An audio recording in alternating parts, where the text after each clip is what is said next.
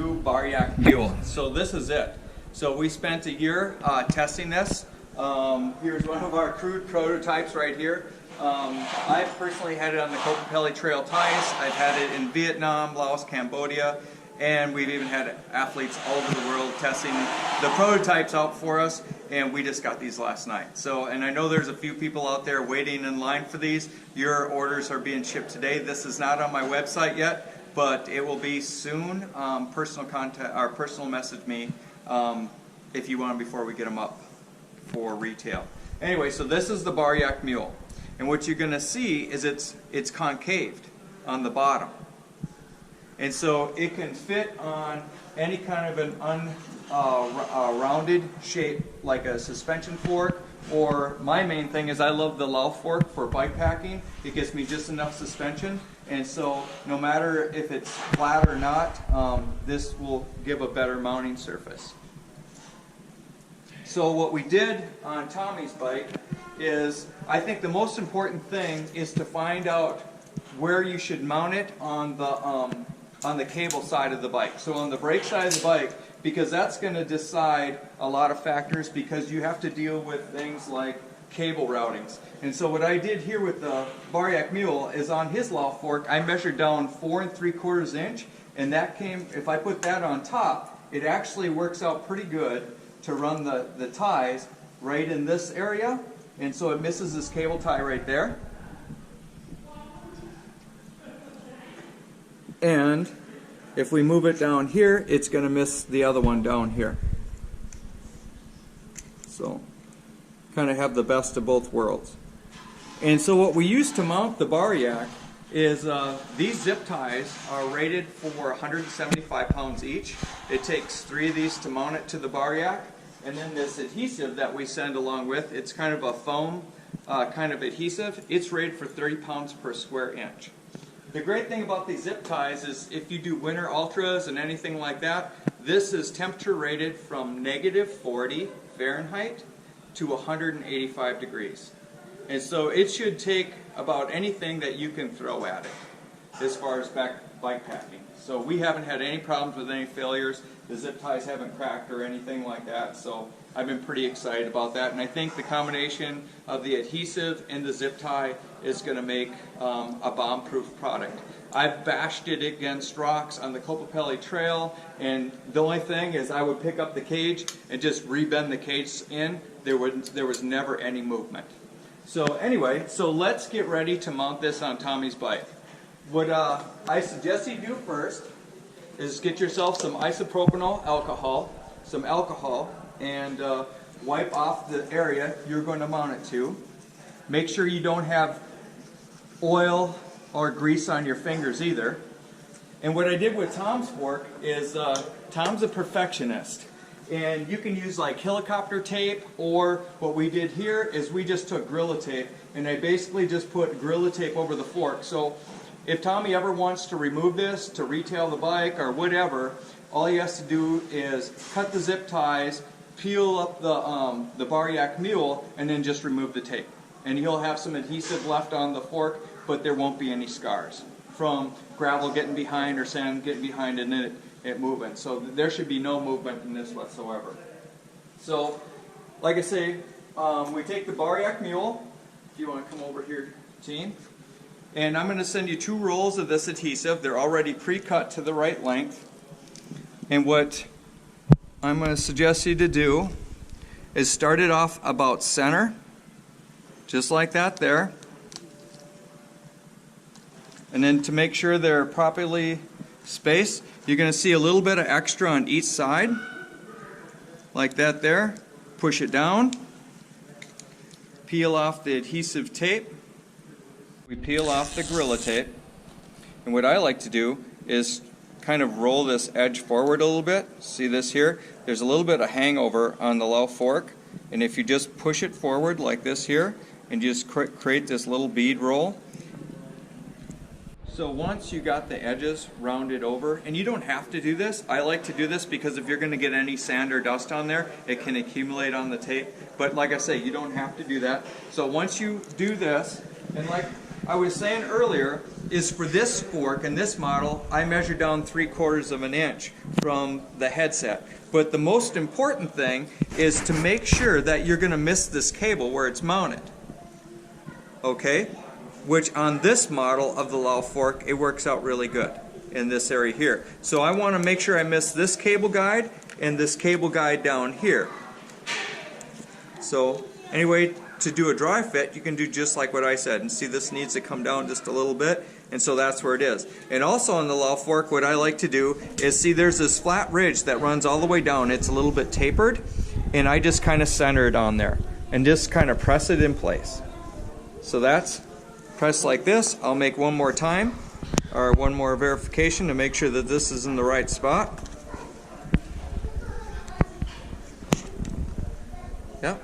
And so that's going to work out just fine. So what you'll want to do is, I like to hide my zip ties, and so I'll run it on the back side like this here. And I'm just going to fit them loose right now, and I put this like this in this spot.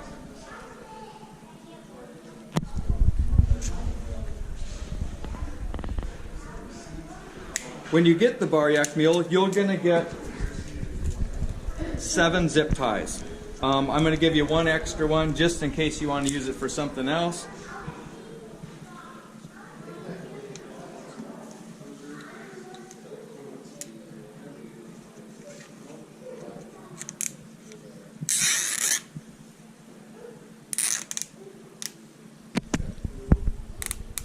And see, I'm missing the cables. And so if you ever have to do any service work on this cables, it's not involved in that whole transaction.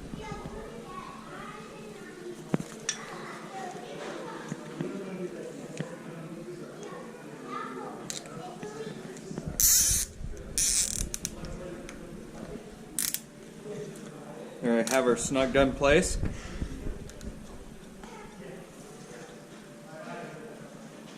And the only way you can really do this properly is to have one of these tools here. If you don't have one, your local bike shop will have one. But if you don't have one of these in your arsenal, you should always have one in your arsenal. Anyway, they're worth the extra money. This one here is actually over 20 years old. Lots of companies are making them now. And like I say, these zip ties are rated for 175 pounds. So the odds of you breaking one while you're tightening it is, you gotta be very, very strong. There we go.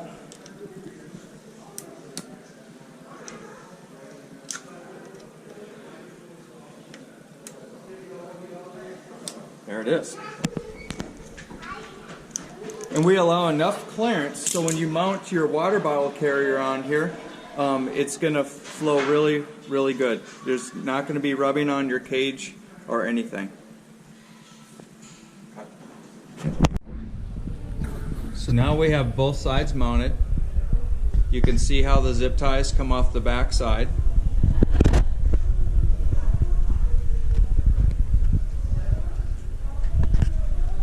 And see how they missed the cables. We didn't route the cable in with the zip ties. Nice passage. Now we're ready to cut them.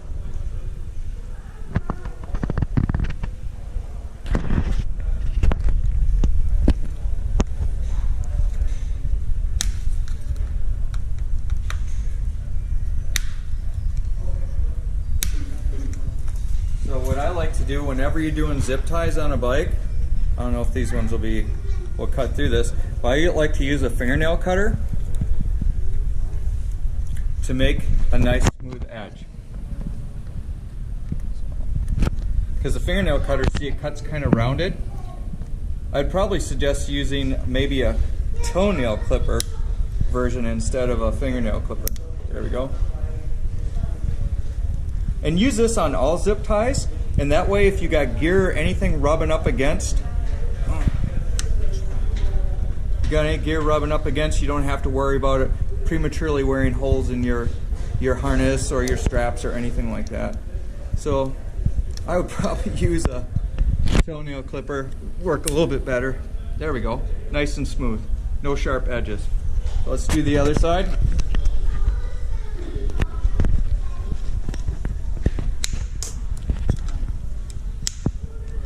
You can just edit all this out too, you know. Yep.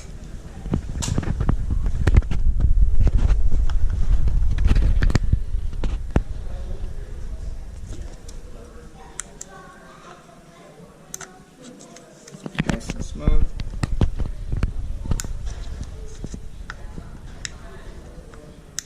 Nice and smooth.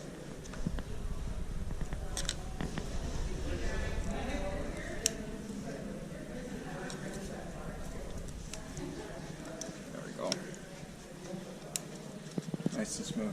There. So now let's do the cages. So my favorite cage is the Blackburn cage, and what I do is to make it work on the BarYak is I drill a third hole in it. You have lots of adjustment in this, but they're made to go on regular set of water bottle boss spray-ons.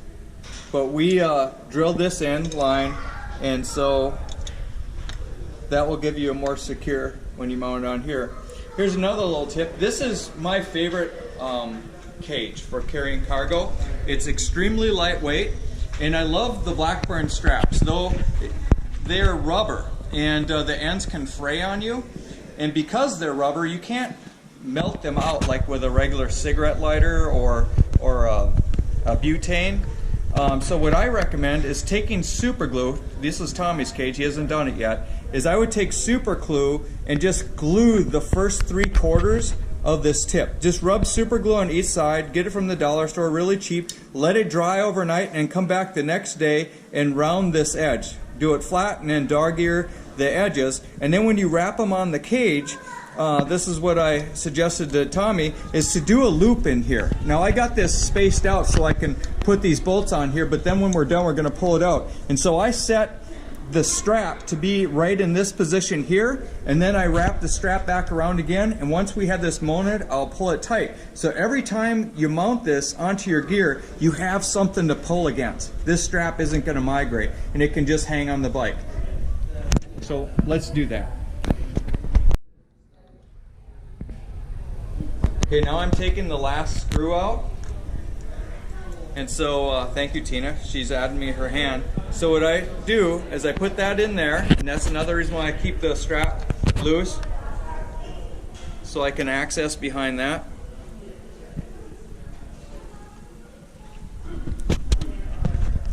This on here.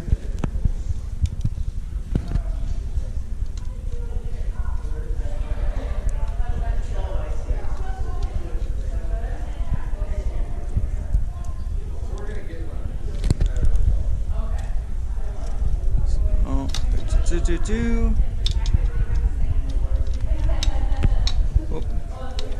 Gonna be a little tight with this one here. This is a better tool for the job. You can reach in there at the bottom. What I also recommend, and you should do this on all your screws, I usually redo all the screws, my water bottle screws and everything on my bike before I do a bike packing trip, is I remove everything and I put blue Loctite on the screws. I am sending these to you without blue Loctite. I recommend you to buy your own blue Loctite and lock them up. So keeps them from vibrating loose. And so now that that is mounted, we're gonna do the straps like I told you. We're gonna pull this right up here, and we're gonna cinch this strap up like that. Same one here. Pull this in.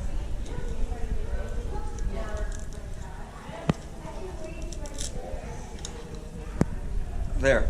And so now whenever you're mounting cargo on here, think about it. This strap is stationary, and so whether you're carrying your cook stove up here, or I'll usually carry my cook stove on one side with everything inside of it, butane, fuel and everything, and then on the other side I usually carry my sleep system, which might be my pillow, my sleeping mat, or something like that in a waterproof bag. But see this here? Now, once I have something in here, I have something to wedge it against and pull it really tight. Another thing I like to do is if you go to Walmart or Walgreens, you can get these little silicone rubber bands used for women's hair. Wrap it around here. Get one of the smaller ones, wrap it around here a couple of times, and use that to capture your cord. And the reason I love these Blackburn straps is because they're, like I said before, they have rubber bands woven into them, and they don't come loose. So once you cinch this baby in there tight, it's going to hold your gear in any kind of terrain. Whether you're bouncing down rocks the size of small VW buses or whatever, it's going to stay nice and secure. And so there, we got one mounted. Let's do the other side now.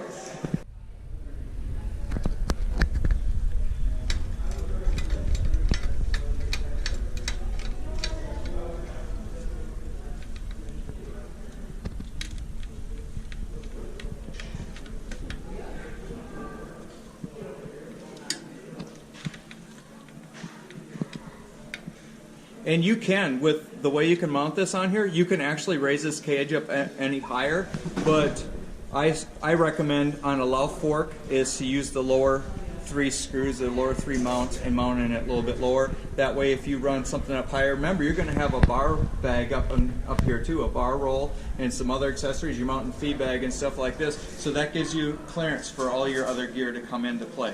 I hope that makes sense.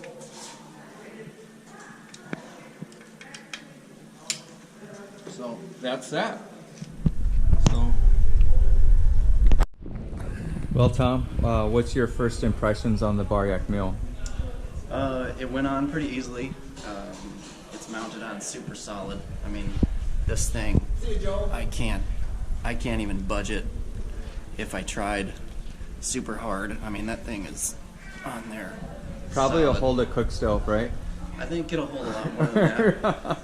You could actually probably stand on this. I think you could mount a person on there. All right. I mean, it looks good. What's your thoughts about carrying cargo on a low fork versus like a full suspension right here? And we'll talk about that a little bit.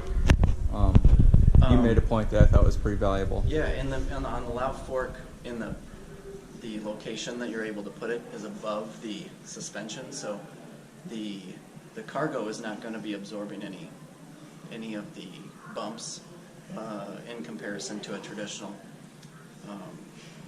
suspension fork. So, you know, all of the movement of the fork is below here, so this is going to be, although it could probably take any sort of bump or terrain that you would ever want to go through with it, all of the cargo is going to be stable above the suspension.